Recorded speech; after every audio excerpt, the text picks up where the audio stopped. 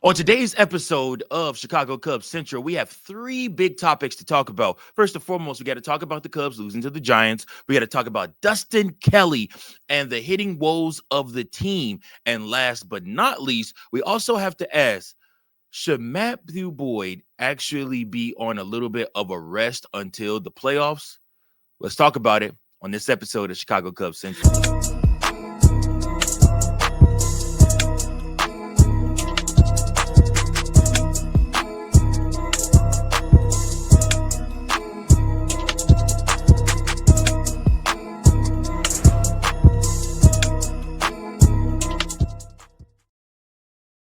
Welcome in, everybody, to another episode of Chicago Cubs Central. This is your number one spot for all things Chicago Cubs, as well as the home and the official voice of the Chicago Cub fan. Listen, let me tell you guys something. The Chicago Cubs go ahead and lose to the San Francisco Giants. Can I just say something? For as beautiful as a park as Oracle Park is, and trust me, I believe it's one of the better parks in baseball when it comes to fan experience.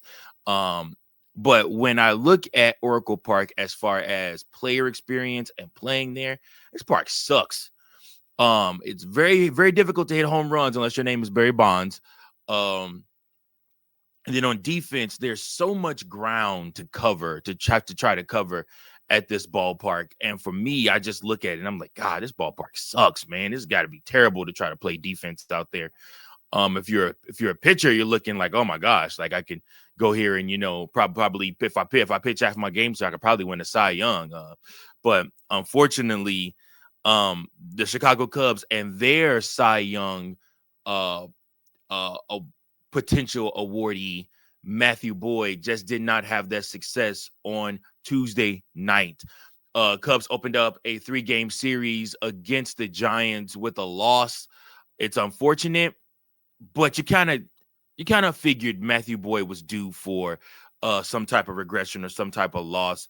What do we see in this game from the Chicago Cubs? Honestly, more than anything, the Cubs offense just couldn't mount up enough to keep up with the Giants, which is unfortunate because when you look at the teams that are playing right now, a lot of them, are able to score at least 5 or 6 runs. A lot of the teams that are looking at postseason success potentially are able to score 5 or 6 runs. Very rarely are you seeing them with only like 2 or 3 runs. Chicago Cubs are the only team right now that I see that are winning majority of their games. Now, they do have a few outlier games. Don't get me wrong. Don't misquote me. There are a few outlier games, but a lot of the games the Chicago Cubs are winning are games they are winning due to just pitchers being on point. Think about Kate Horton. Think about Matthew Boyd. Think about Shota Imanaga. Think about the last time you've seen any of them win. A lot of times it's because, the pitching is on point and the defense is on point. If the pitching and defense isn't on point, the Cubs aren't going to win because they're only mustering up around 2 to 3 runs per game. And that's just not, I don't think that's reliable. I don't think that that's something that you can translate over when it comes time to postseason.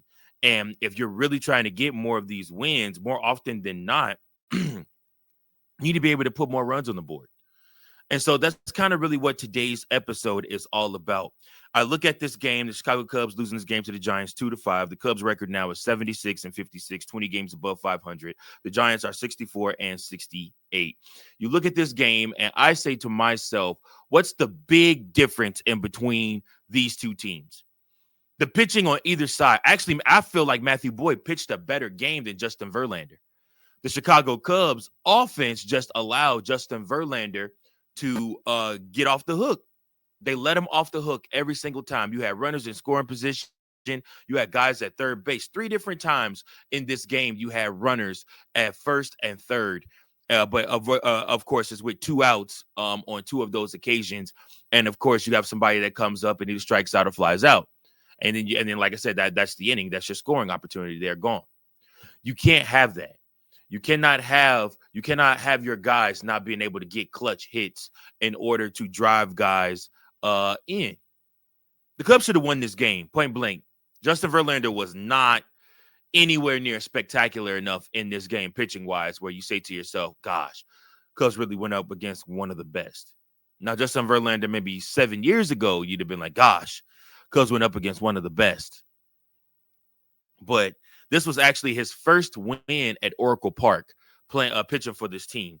So you look at this and you say to yourself, the runners left on base for the Chicago Cubs is really the story of the game. It's unfortunate because the Chicago Cubs had an opportunity to the Chicago Cubs had an opportunity to win this game. If you look at it, the runners left on base, Chicago Cubs left 8 runners on base in this game, while meanwhile the San Francisco Giants only left 4. Total bases 10, Giants had 15. And obviously home runs. There were 2 home runs hit in this game by the Giants, 0 by the Cubs, which we'll get into in the next segment when we start talking about Dustin Kelly. But the Chicago Cubs out hit the Giants in this game 8-7. They just could not muster up the runs. They couldn't push the runs across the plate. And this has been a problem for the Chicago Cubs all season long. It's literally like, well, I'm sorry, I'm not going to say all season long, since July 1st. It's as if the only way the Chicago Cubs will see success is if their pitchers have a great day. The pitchers are not allowed to have bad days or days where they struggle, and the Chicago Cubs still come out and win that game. Think about this. When's the last time you said to yourself, the offense really propelled us to this win? The pitcher didn't have his best stuff today, but the offense propelled us to a win. It just doesn't happen for the Chicago Cubs like that. And it's unfortunate because they, like I said, these pitchers are getting tired. And we're going to cover that in the third segment. But the Chicago Cubs offense has to come alive in these last 3 to 4 weeks that we have here of baseball. If they don't, we're going to see it's going to be a quick in and out of the play of the postseason. It won't be a long, prolonged postseason run. So that's my thought on the first segment. The Chicago Cubs do once again play the San Francisco Giants again on Wednesday, again at 8:45 p.m. And it is Colin Ray going up against Carson Weisenhunt. Weisenhunt is 1-1 with a 4.91 ERA. Colin Ray is 10-5 with 3.96 ERA. So we'll have to see, man. Chicago Cubs got to take advantage of runners in scoring position. You can't leave runners on the base paths. You have to make up for that. We'll just have to see what happens. And of course, we'll cover it right here. But next up, we're going to talk about Dustin Kelly and the hitting woes of the Chicago Cubs and potentially how they can turn this around. But first, we have this special message for you. What's up, everybody? It's your boy, Mike Jones, here from Chicago Cubs Central, your number one spot for all things Chicago Cubs.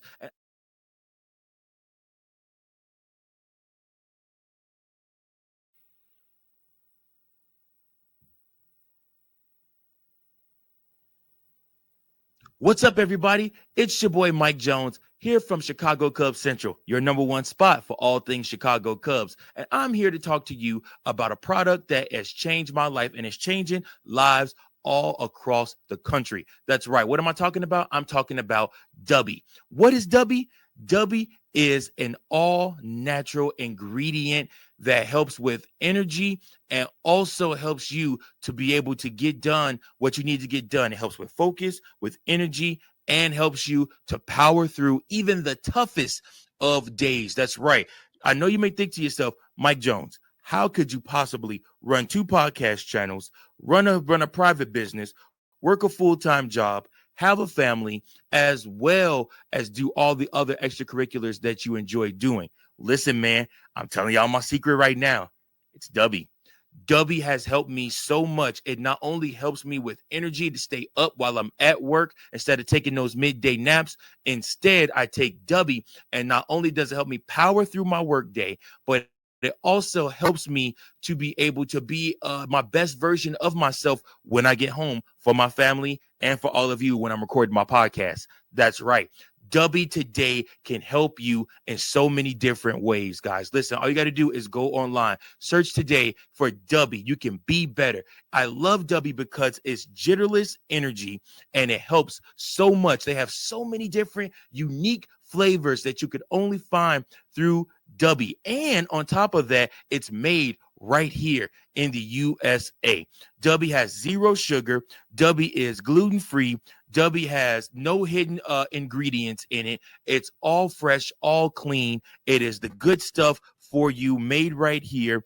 And like I said, the drinks themselves, once you buy a jar, the drinks themselves basically come out to about $1 per drink when you make one. I take one, I put some cold water in my Dubby tumbler and I shake it up and I'm going about my day. And I've had so much success since. It's also helped with my focus. I'm telling you guys, if you don't use Dubby, you are missing out.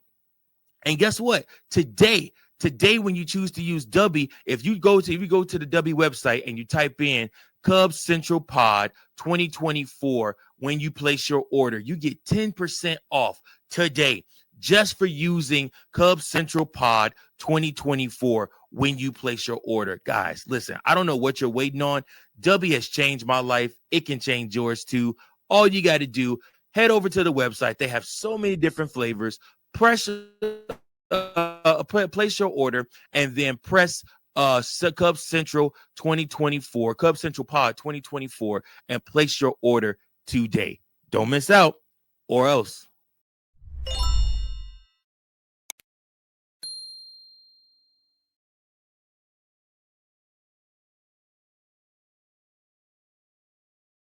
The Chicago Cubs offense has struggled mightily since July. I'm sorry, not since January, since July of this season, and a lot of praise before July was heaped on Dustin Kelly.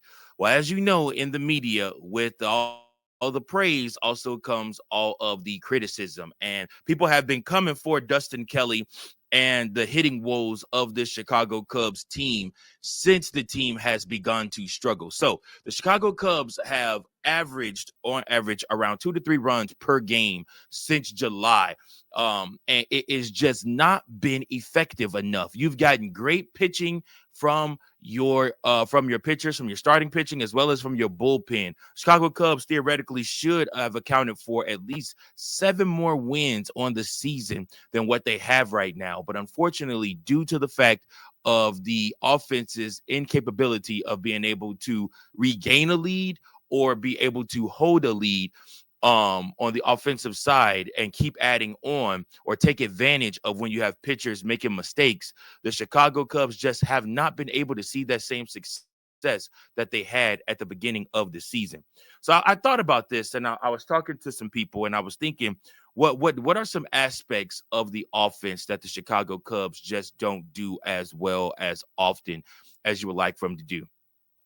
I would say number one, you don't see the Chicago Cubs moving along the base paths, stealing bases like they used to. I feel like when they were on their stretch of incredible scoring, where they were averaging around 7 to 8 runs, they were at the tops of the league in runs averaged per game. Um, they were stealing bases, they were taking walks, they weren't swinging erratically.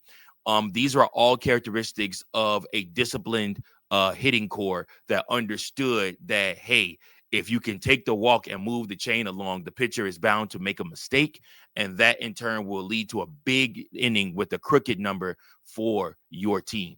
Unfortunately, the Chicago Cubs got out of the practice of doing so, including one PCA. I felt like the team, once they started having their slumps and struggles, it started out with Bush, moved over from Bush to obviously Kyle Tucker, from Kyle Tucker on down to PCA, and Seiya Suzuki also.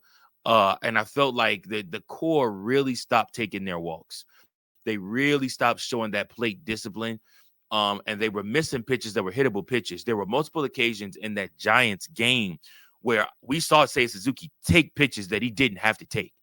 Like he literally could have could have hit, you know what I'm saying, a rocket in there. I mean, for what it's worth, Justin Verlander was throwing him right over the plate, and he doesn't have crazy velocity, So I'm looking at Seiya Suzuki, and I'm thinking to myself, is it almost too much plate discipline for him, where he's overthinking his pitches? Meanwhile, you have somebody like a PCA come up, and he just erratically swings.